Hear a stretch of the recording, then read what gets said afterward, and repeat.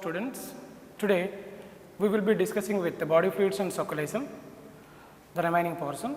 In the last lecture, we have discussed lymphatic system, blood clotting and vertebrate heart evolution, external and internal structure of the heart, cardiac cycle, nodal tissue and regulation of cardiac activity. Today, we will be continuing with blood vessels.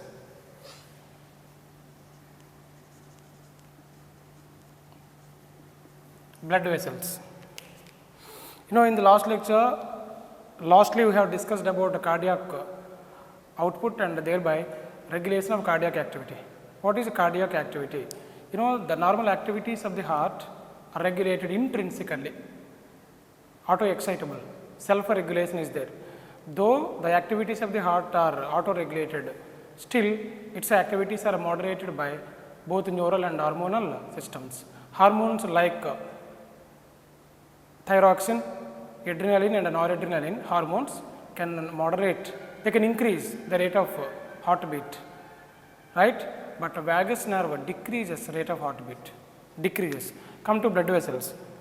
What are blood vessels? Blood vessels form a tubular network.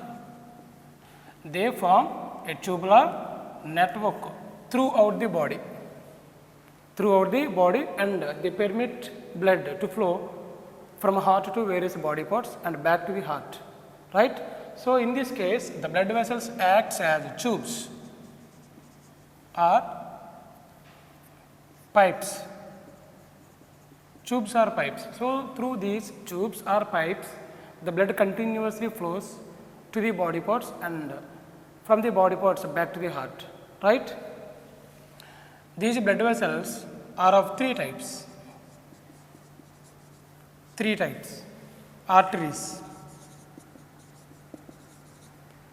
veins and finally capillaries.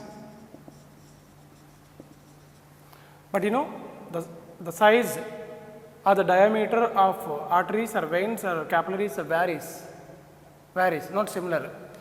Come to arteries.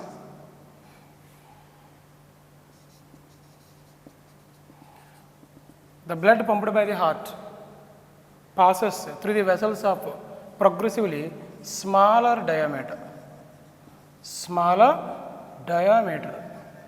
the diameter of arteries is very small compared to the veins, right? So, the blood pumped by the heart passes through the vessels of a progressively smaller diameter, which includes arteries, arterioles and finally capillaries. As I told you previously, the capillaries are the microscopic blood vessels. They join arterial flow with venous flow. So, the blood is continuously passes through the blood vessels. No blood comes out from blood vessels, right? The blood always confined to the blood vessels. This is the reason why the circulatory system in human being is referred as a closed type, closed circulation, right? Now, so arteries, systemic aorta, pulmonary aorta, these are the largest aortic arches. Now, they divide into arterioles ends in capillaries. So, after entering into the tissues, arterioles divides into capillaries, right? Now, the capillaries continued with venules. So, blood from the body parts is collected by a system of venules. Venules are the vessels are of progressively larger diameter. Venules into veins, caval veins and finally it goes to the heart, right? So, blood from the body parts is collected by venous system which has vessels of progressively larger diameter. So, these vessels having larger diameter means the lumen of veins is larger than lumen of arteries. Now, I am going to discuss the structural differences between arteries and veins.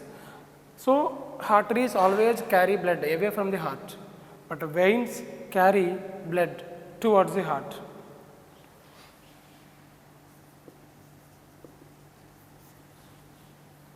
Artery. See the structure.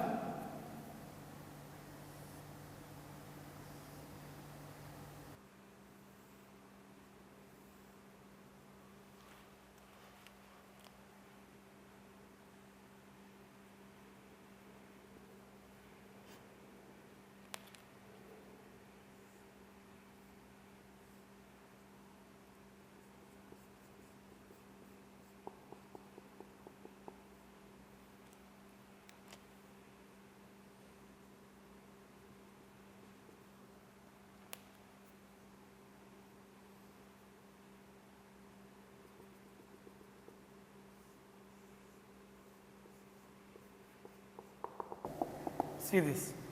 This is structure of artery, and come to vein. Same diagram.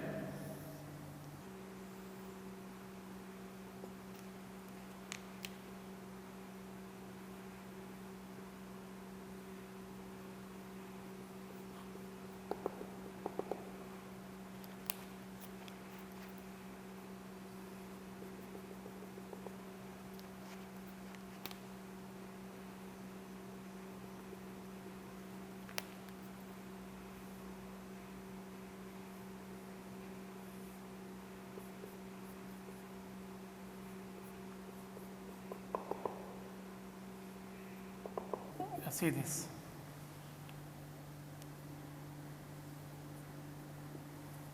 So this is vein and this is artery. The wall of the veins and arteries essentially having 3 layers. How many layers? 3 layers. The first layer is tunica adventitia. Tunica adventitia or tunica externa. Tunica externa. And the second one is tunica media. And the third one is tunica interna.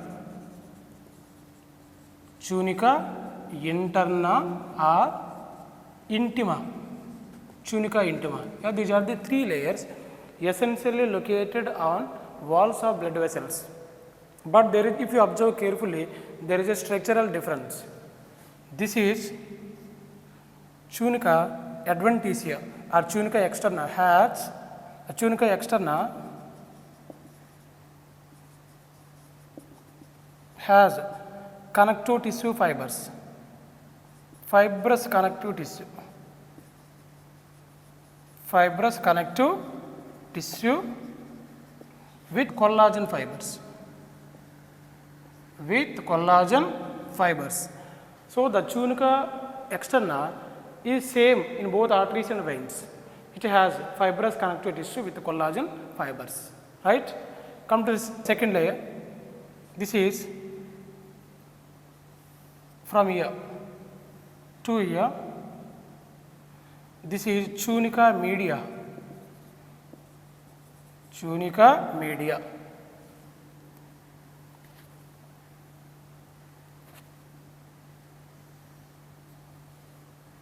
The tunica media has muscle fibers, smooth muscles with elastic fibers. But if you observe carefully, you will find a small difference between tunica media of artery and vein. In the tunica media of artery, there are 2 elastic lamina. See, these 2 are elastic lamina.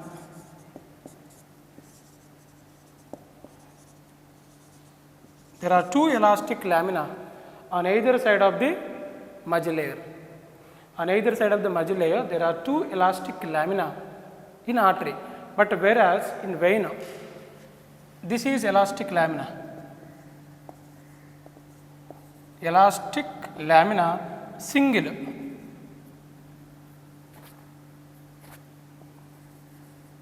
single elastic lamina seen in the tunica media of vein which lies inner to the muscle layer. The elastic lamina lies inner to the muscle layer, but here single, but here two. So listen, the tunica media is relatively very thin in veins as compared to arteries. The tunica media is relatively very thin. It has less elastic fibers and a few muscles, very small muscles. Alright, so it is slightly muscular vein, but it is highly muscular. Remember, right? And next part, this is from ear to ear.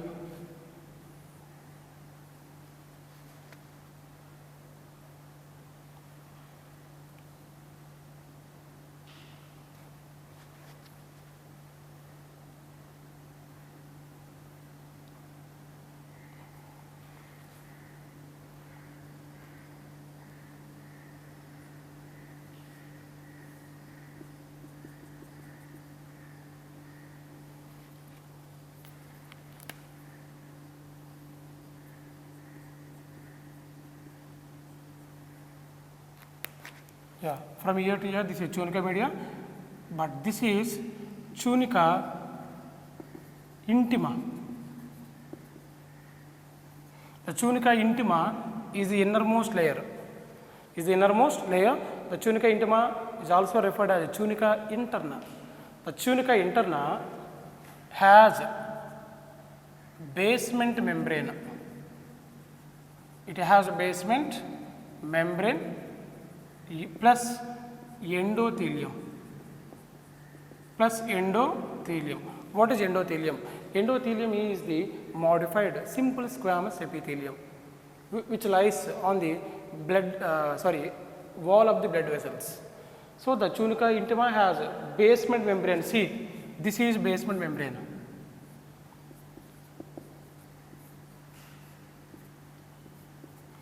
This is basement membrane. On basement membrane, as you know already, the epithelial cells lies.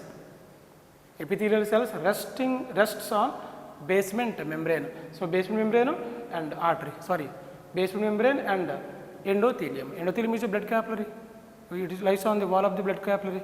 It is a simple squamous epithelium. Yeah, this is the structural difference between arteries and veins, right?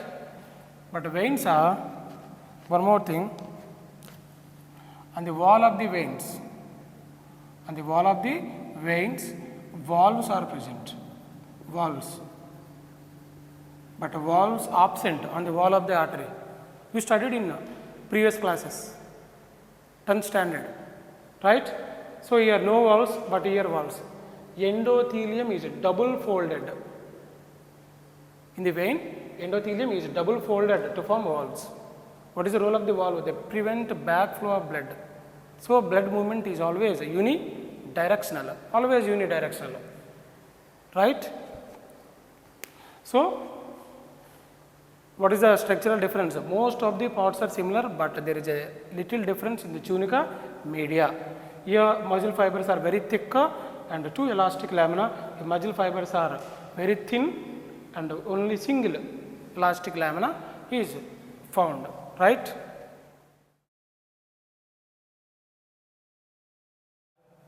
See, this is artery.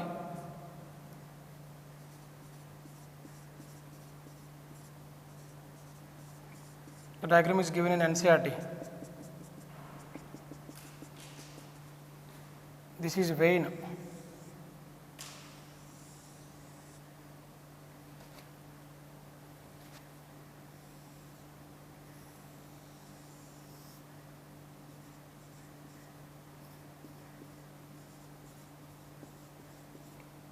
Just for differentiation purpose, these two diagrams are given. This is vein and this is artery. You have to find the major difference here. Diameter, small diameter is present, but here lumen is broad, larger diameter. Larger diameter means lumen is broad. but here lumen is narrow. Lumen is narrow, right? So here narrow lumen in artery, here broad lumen in vein, right?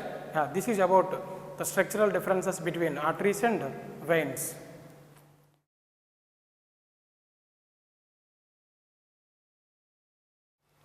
Now capillaries. Capillaries, third kind of blood vessels. These capillaries are microscopic. These are microscopic blood vessels.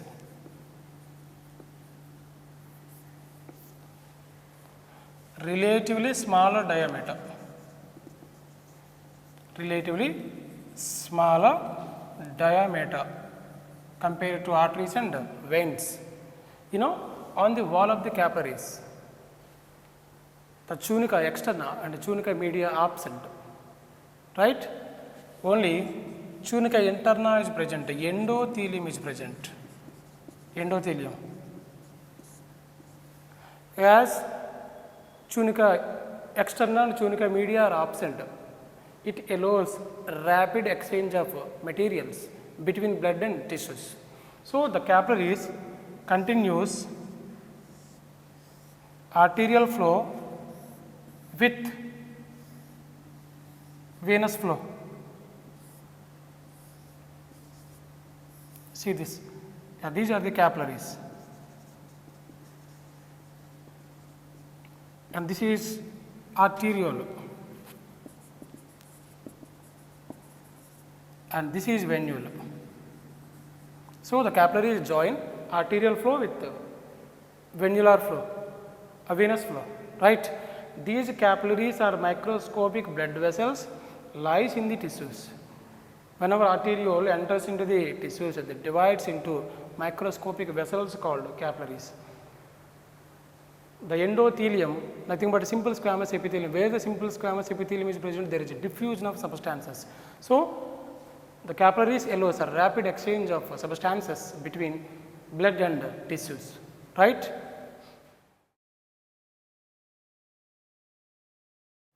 Now, the differences between arteries and veins.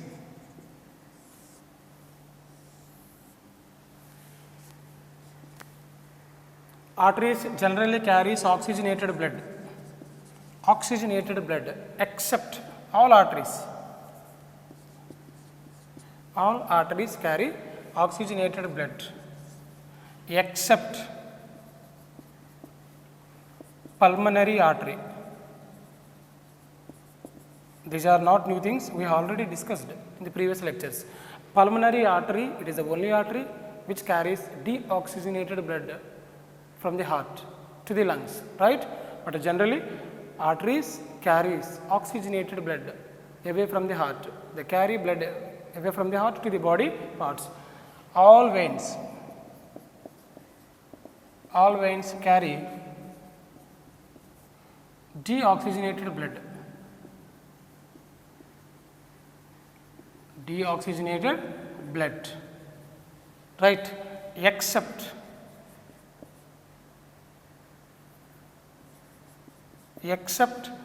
pulmonary vein. Except pulmonary vein. You know the term pulmonary related to lungs. The pulmonary vein carries oxygenated blood from lungs to the heart, especially to left auricle or left atria. So, all veins carry deoxygenated blood except pulmonary vein. Come to the second difference is these are deep seated in the body. Deep seated in the body. What is meant by deep seated? You know, these are not superficial. Arteries are not visible. They lies inside of the body, right? But these are superficial. The veins are superficial, lies at the surface of the body. They are clearly visible. You know, generally injections are giving into veins. Those are called intravenous injections. Veins are clearly visible. In many people, Veins are clearly visible. And third one is lumen is narrow, but here the lumen is broad lumen, bright red in color,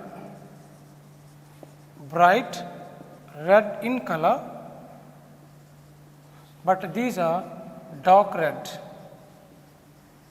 in color, right? Walls of the arteries are very thick.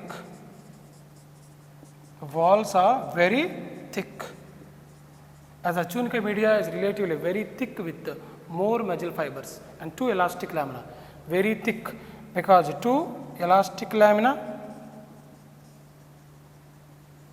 and thick muscle fibers. Right? Here the walls are relatively very thin, because the tunica media has less elastic fibers and slightly muscular. Less elastic and slightly muscular. Yeah, slightly muscular. Right. In this, blood flows with more pressure.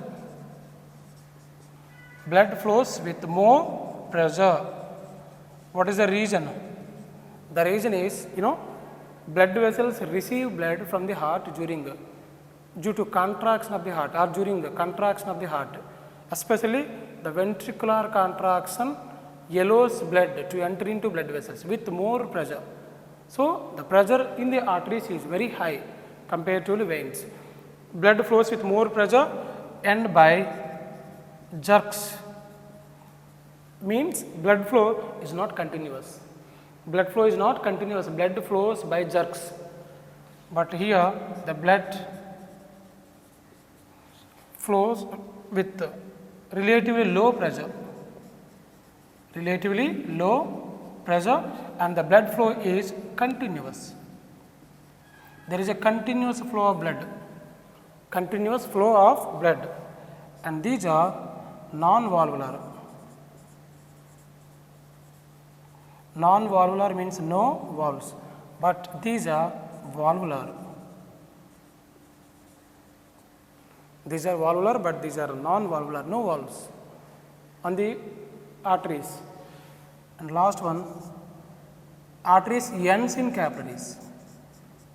These are ends in capillaries, but these are and begins in capillaries.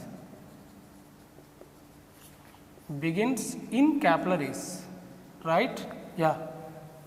These are the main differences between arteries and veins. Remember, arteries and veins.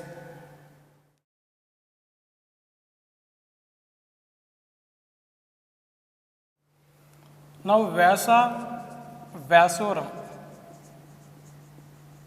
What is vasa vasorum? On the walls of largest blood vessels, some microscopic blood vessels are present. The smallest blood vessels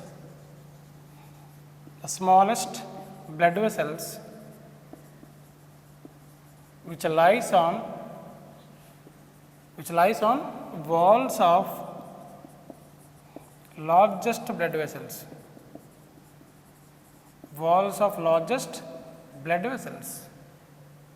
Particularly aortic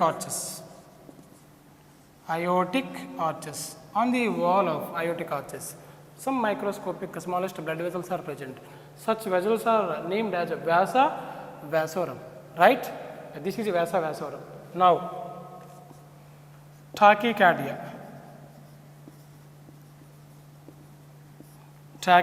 What is tachycardia? Increase in rate of heartbeat. Increase in rate of heartbeat is tachycardia. Tachycardia increases body temperature. Right? and the second term is bradycardia. What is bradycardia? Decrease in rate of heartbeat. These two are very important terms, not given in both NCERT and state. This is additional information. Decrease in rate of heartbeat. Right?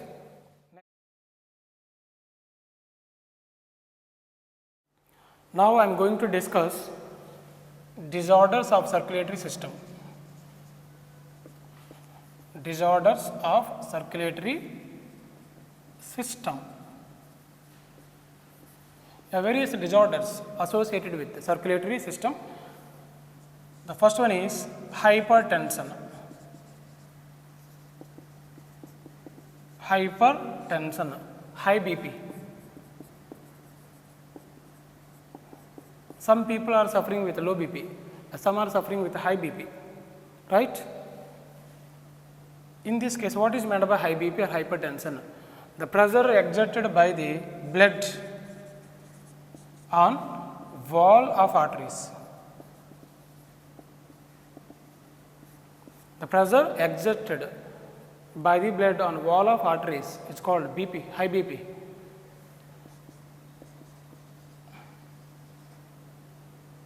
At rest, the normal BP is 120/80. This is systolic pressure.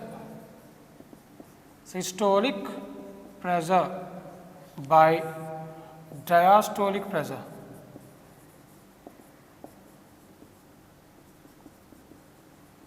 The numerator indicates systolic pressure and denominator indicates diastolic pressure 80.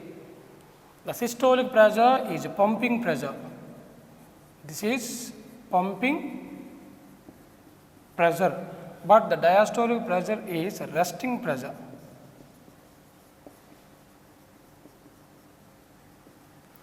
The pumping pressure or systolic pressure usually observed inside the arteries, but resting pressure usually observed inside the veins, right?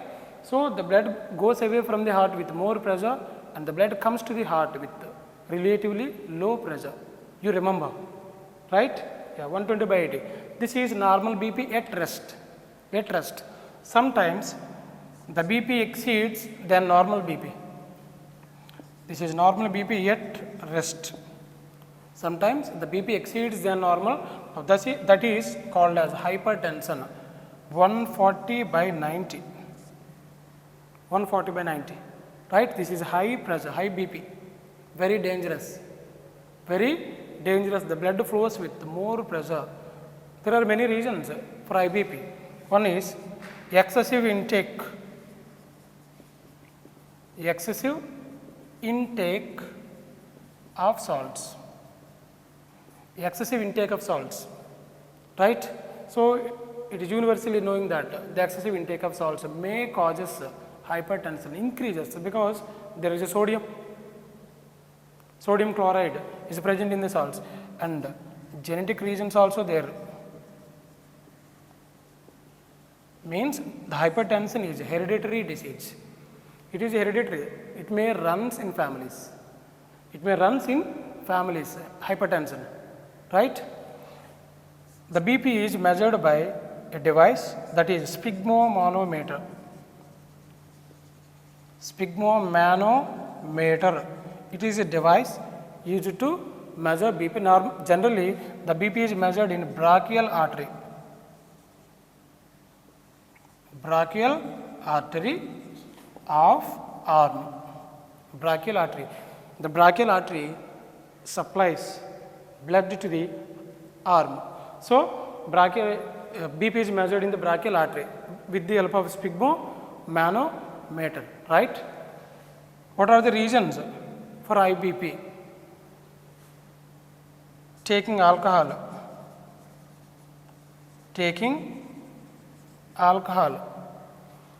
smoking cigarettes,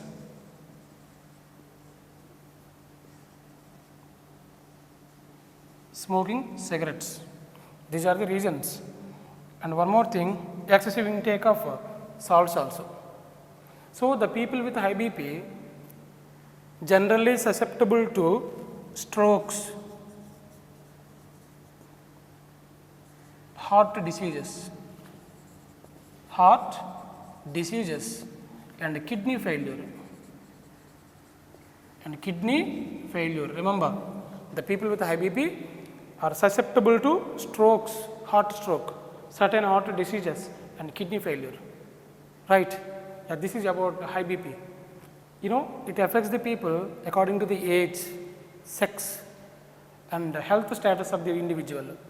Age, sex, and health status. Right?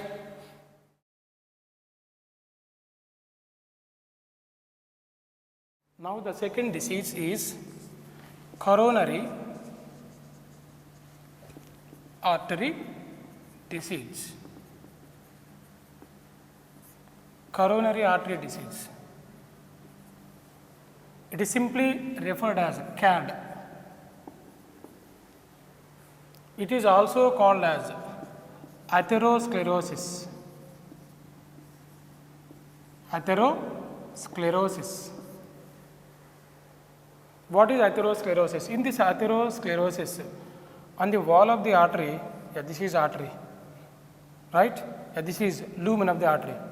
On the wall of the artery, calcium ions, fat, excess cholesterol, and fibrous connective tissue deposited, accumulated on the wall of the artery. In this atherosclerosis, there is a plaque, atherosclerotic plaque. The atherosclerotic plaque associated with deposition of calcium ions, fat, cholesterol, and fibrous connective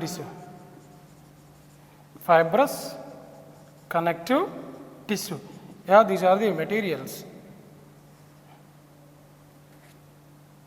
These are the materials deposited on the wall of the artery and makes lumen of the artery narrow, and the narrow blood vessel decreases blood flow towards the heart. Are you understand? The narrow blood vessel decreases. Narrow blood vessel decreases blood supply towards the heart. Now this condition is called as ischemia. Remember, ischemia condition, right? So the narrow blood vessel decreases blood supply towards the cardiac muscle. It causes shortage of oxygen. Under shortage of oxygen, some of the myocardial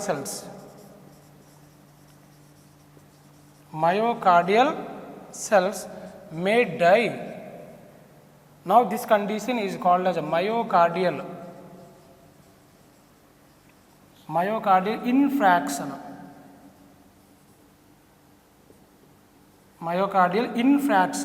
INFA, infarction, myocardial infarction. In this condition, some of the myocardial cells may going to die due to lack of oxygen. The reason is, the coronary artery generally supplies oxygenated blood to the muscles of the heart, to the myocardium. On the wall of the heart, there are three layers, epicardium, myocardium, and endocardium. The myocardium is made up of cardiac muscles, right? So the myocardial cells die whenever the coronary artery lumen is becomes narrow. This narrow coronary artery supplies less blood to the myocardium. Due to lack of oxygen, some of the myocardial cells die. It leads to myocardial infarction. The coronary artery disease associated with high BP. It is associated with high BP, alcohol consumption, and smoking cigarettes.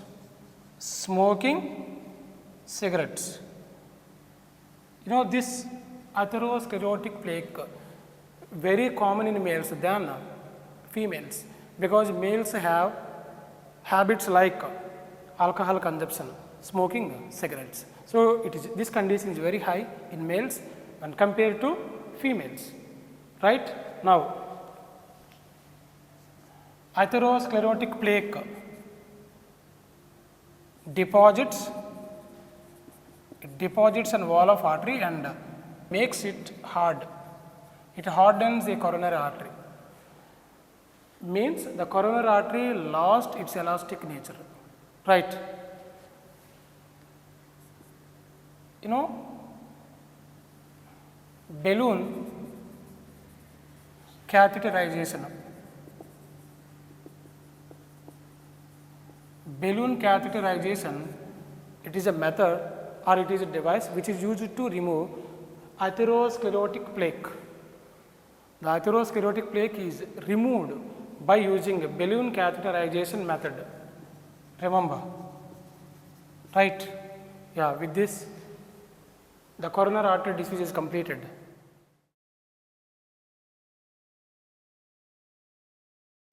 Now, third disorder, angina pectoris. Angina pectoris. Angina pectoris, it is a acute chest pain. Acute chest pain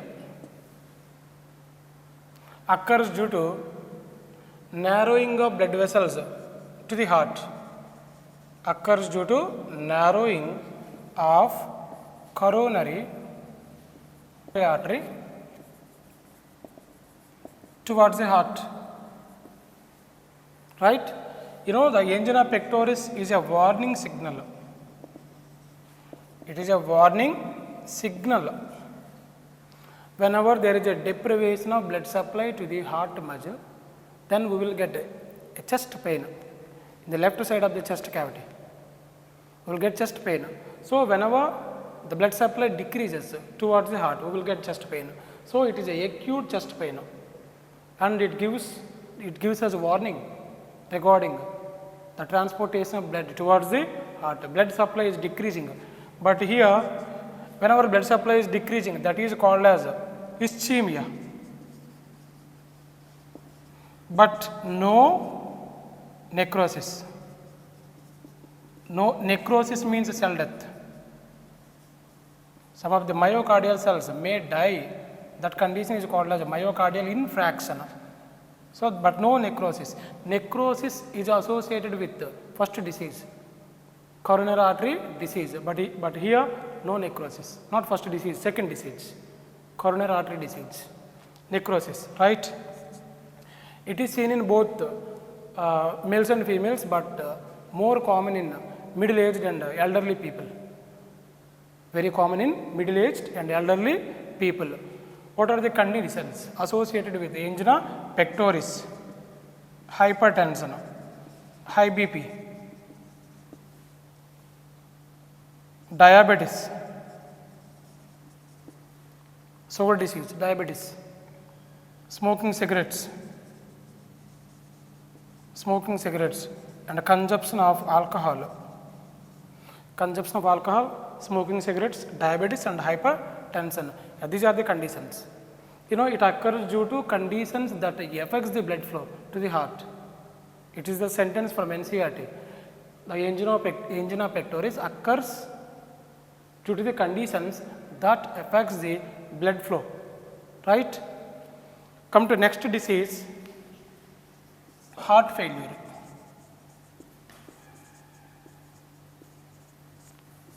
What is heart failure? You know, in this condition, the heart is unable to provide sufficient pumping action, in order to meet the demands of the body. Whenever there is no sufficient pumping action, no sufficient blood to pump to the body parts, so it does not meet the demands of the body, right?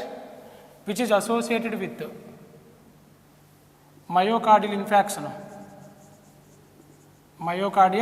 infarction, or heart attack, or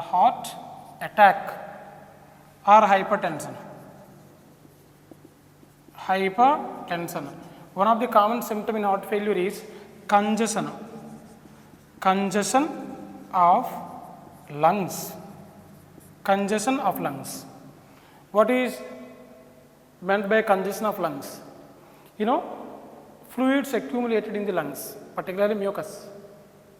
The fluids accumulated in the lungs, then the efficiency of the lungs decreases. So, there is no proper conversion of deoxygenated blood into oxygenated blood. So, insufficient amount of blood goes to the heart, insufficient amount of oxygen or blood, right? Yeah, due to congestion of the lungs, the heart failure occurs. Heart failure means it is a condition in which heart is unable to provide sufficient pumping action to pump the blood in order to meet the demands of the body, right? But a very important point, heart failure is not same as cardiac arrest. Cardiac arrest. It is not same as a cardiac arrest. What is a cardiac arrest? When heart is blocked, this is a cardiac arrest. It is not same as a cardiac arrest or heart attack. Heart attack. What is heart attack? When cardiac muscle is suddenly damaged. Cardiac muscle is suddenly damaged due to insufficient oxygen supply. Due to insufficient oxygen supply, the cardiac muscle is suddenly damaged. That condition is called heart attack. When heart is blocked completely, that is cardiac arrest. You know, sinoatrial node generate action potential. If the sinoatrial node is failure to produce action potential, then cardiac arrest occurs. So, heart failure is not the same as a cardiac arrest or heart attack. Very important point which is given in NCERT textbook.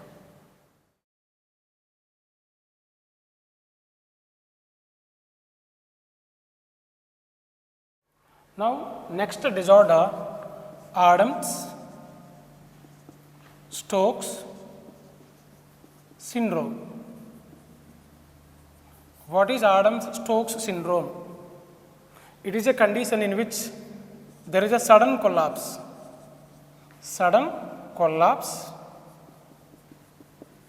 into unconsciousness,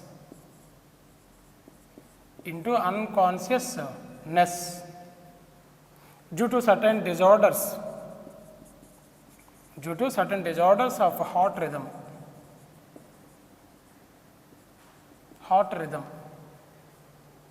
In this condition, there is a slow or absent pulse,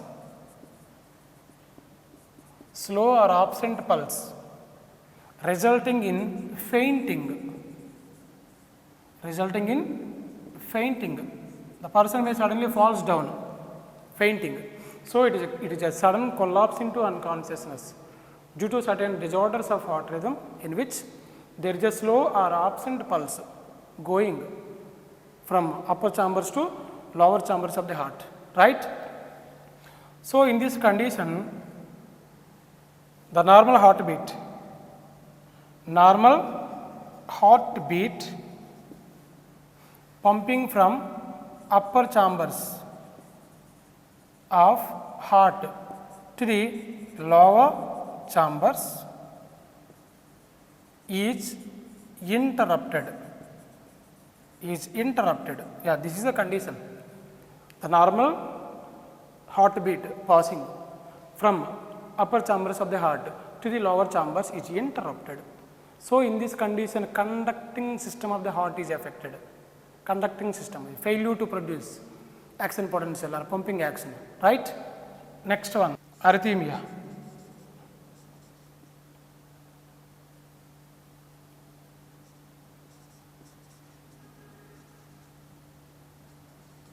Yeah, arrhythmia. What is arrhythmia? In heart block, the conduction of impulses is blocked at any point along with the conducting system. Once again I am repeating, in the heart block the conduction of impulses is blocked at any point along with the conducting system of the heart. That condition is called as arrhythmia, right?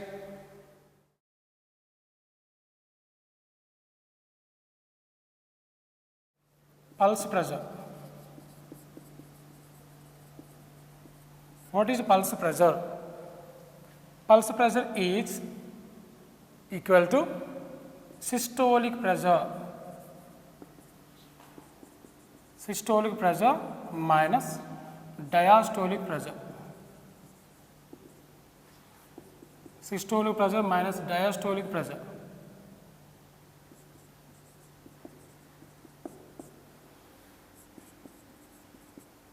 Yeah.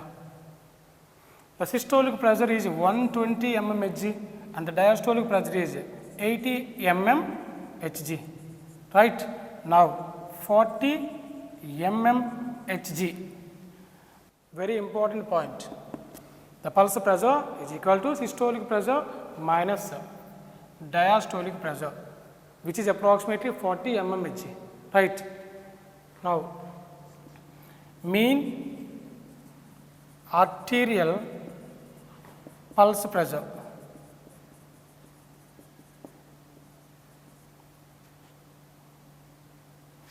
Mean arterial pulse pressure.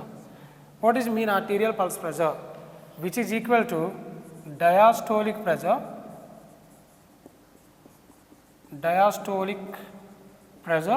minus 1/3 pulse pressure. 1/3 pulse pressure. As you know already, the pulse pressure is a 40 mmHg. Now 40/3. 40/3 equal to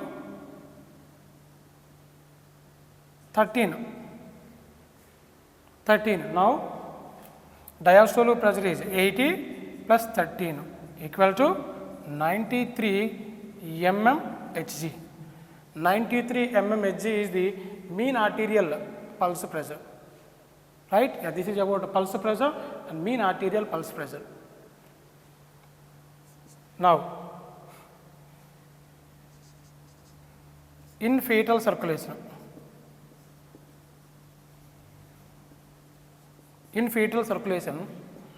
ductus venosus. Ductus venosus is a blood vessel. Ductus venosus sends means directs, sends a portion of blood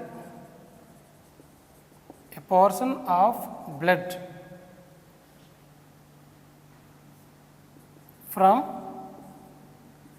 left umbilical vein to inferior vena cava. Left umbilical vein to inferior vena cava. You know the umbilical cord in fetal heart, not heart. The umbilical cord has 2 umbilical veins and 1 umbilical artery. Remember, very important point. Here, umbilical veins carry oxygenated blood from placenta to the heart, but umbilical artery carries deoxygenated blood from heart to placenta. Right? Very important thing. We will be discussing about these things in human reproduction. So, the ductus venosus sends or directs a portion of blood from a left umbilical vein to inferior vena cava. So, thus it directs or it allows flow of oxygenated blood from placenta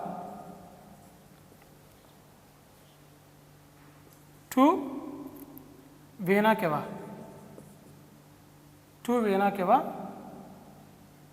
Which vena cava? Inferior vena cava. To vena cava by bypass the lever. Means here the blood not going to liver directly, Here the blood going directly to the inferior vena cava, right? So some amount of blood escapes to pass to the liver, but which enters into the inferior vena cava because of ductus venosus. Remember, clearly note down in running notes.